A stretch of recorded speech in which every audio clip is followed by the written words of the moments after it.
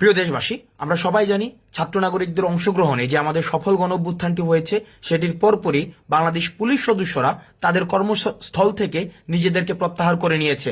আজকে কিছুক্ষণ আগে আমি দেখতে পেলাম যে তারা 11টি দফা দাবি দিয়েছে, অর্থাৎ তারা যদি কর্মস্থলে ফিরতে চায় তাহলে 11টি দফা দাবি পূরণ করতে হবে। আমি প্রথম দফা দাবিটি আপনাদেরকে পড়ে শোনাচ্ছি।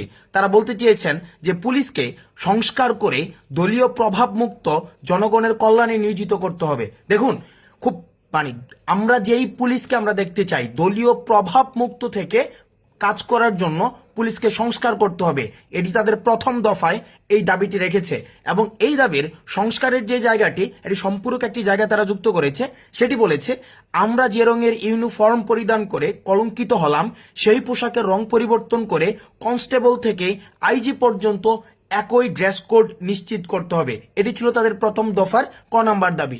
খ নাম্বার দাবিতে তারা বলেছে, আমাদের সকল পুলিশ সদস্য ও তাদের পরিবারের নিরাপত্তা নিশ্চিত করতে হবে এবং এর সাথে সাথে যে সকল সিনিয়র অফিসাররা ক্ষমতার লোভী দালাল পুলিশ অফিসারদের কারণে আমাদের শত শত পুলিশ সদস্য ও সাধারণ ছাত্র জনতা মৃত্যুবরণ করেছে, তাদেরকে গ্রেফতার করে অনীতি বিলম্বে বাংলাদেশের প্রচলিত আইনে বিচার করতে হবে এবং তাদের অবৈধ সম্পদ বাজেয়াপ্ত করতে হবে। এটি অত্যন্ত গুরুত্বপূর্ণ একটি দাবি। দেখুন এখানে কি বলেছে, এখানে তারা স্বীকার করে নিয়েছে, এখানে অর্থাৎ বাংলাদেশ পুলিশে অবৈধ ক্ষমতালোভী ব্যক্তি স্বার্থ হাসিলের জন্য অন্যান্য পুলিশ সদস্যকে তারা ব্যবহার করেছে এবং পুলিশ সদস্যরাই এখন দাবি করেছে যেসব পুলিশ সদস্য তাদেরকে ব্যবহার করে ক্ষমতার লোভে তাদেরকে ব্যবহার করেছে তাদেরকে বিচার করতে হবে এবং যে ছাত্রদেরকে নির্যাতন করেছে যেসব পুলিশ সদস্যরা তাদের প্রমোশনের জন্য অথবা দলীয় লেজুর বৃত্তি মেনটেন করার জন্য তাদের কিন্তু তারা বিচার চেয়েছে। তারপরে দেখেন, তারপরে 2 নাম্বার দাবিটি একে খুব গুরুত্বপূর্ণ একটি দাবি। সেখানে তারা বলেছেন যে এই চলমান আন্দোলনে যেসব পুলিশ সদস্য মারা গিয়েছেন তাদের পরিবারেরকে সহায়তা দিতে হবে, আর্থিক সহায়তা দিতে হবে এবং সেখানে বলা হয়েছে যে জানমালের নিরাপত্তা ব্যবস্থা নিশ্চিত করতে হবে। এবং খ নাম্বার দাবিটি আমি ব্যক্তিগতভাবে মনে করি খুবই প্রাসঙ্গিক। 2 খতে সেখানে বলেছেন যে আন্তর্জাতিক শ্রম আইন অনুযায়ী সেখানে 8 ঘন্টা কর্মঘণ্টা নিশ্চিত করতে হবে। আপনারা সবাই জানেন বাংলাদেশ পুলিশের যেই কর্মঘণ্টা সেখানে নির্দিষ্ট কোনো কর্মঘণ্টা নেই। সেখানে হচ্ছে অর্থাৎ একটা পুলিশ 24/7 ডিউটি করতে হয়।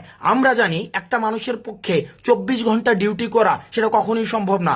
আমরা যে এই কিছুদিন অর্থাৎ আমাদেরকে থানা হেফাজতে আমাদেরকে দৌড়াদৌড়ি করতে হয়েছে, সেখানে আমরা দেখেছি একটা পুলিশ কতটা অমানবিক জীবনযাপন করে একটা পুলিশের জীবন। তাদের নির্দিষ্ট কোনো কর্মঘণ্টা নেই, 16 ঘন্টা, 20 ঘন্টা, 24 ঘন্টা, ক্ষেত্র বিশেষে 2 দিন 3 দিন পর্যন্ত তাদেরকে ডিউটি করতে হয়।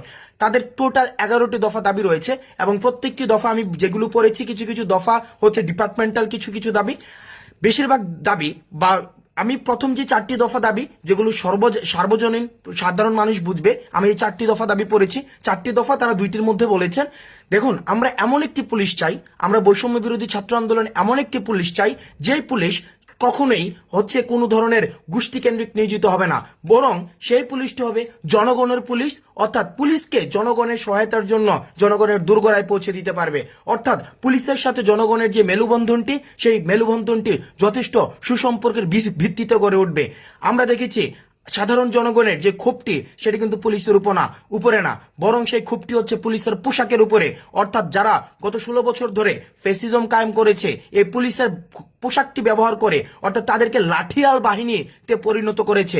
আমরা দেখেছি ছাত্রদেরকে দমন করার জন্য, সুশীল নাগরিকদেরকে দমন করার জন্য, যারাই নীতিগত সংস্কারের কথা বলেছেন তাদেরকে দমন করার জন্য পুলিশকে সবসময় লাঠিয়াল বাহিনী হিসেবে তারা ব্যবহার করেছে ক্ষমতালোভীরা। সুতরাং আমরা পুলিশের যে দাবিগুলো জানিয়েছে এই দাবিগুলোর প্রতি বৈষম্য বিরোধী ছাত্র আন্দোলনের একজন সমন্বয়ক হিসেবে আমি ব্যক্তিগতভাবে, এটি কোনো আমাদের আনুষ্ঠানিক বৈষম্য বিরোধী ছাত্র আন্দোলনের কোনো বক্তব্য নয়, আমি ব্যক্তিগতভাবে এই যে 4টি দাবি সেগুলিকে অত্যন্ত বা 11টি যে দাবি সেগুলিকে অত্যন্ত যুগোপযোগী মনে করছি এবং পুলিশকে জনগণের দোরগোড়ায় পৌঁছে দিতে এবং পুলিশের যে ভাবমূর্তি ক্ষুণ্ণ হয়েছে সেই ভাবমূর্তিকে আবার সেটাকে ফিরিয়ে আনতে, পুনর্গঠন করতে আমি বিশ্বাস করি এই যে দাবিগুলো সেগুলি প্রাসঙ্গিক। এবং আমরা বলতে চাই ছাত্র নাগরিকের অংশগ্রহণে যে অন্তর্বর্তীকালীন সরকার গঠিত হতে যাচ্ছে, আমরা বিশ্বাস করতে চাই সে অন্তর্বর্তীকালীন সরকার এই 11 দফা দাবিকে অবশ্যই আমলে নেবে।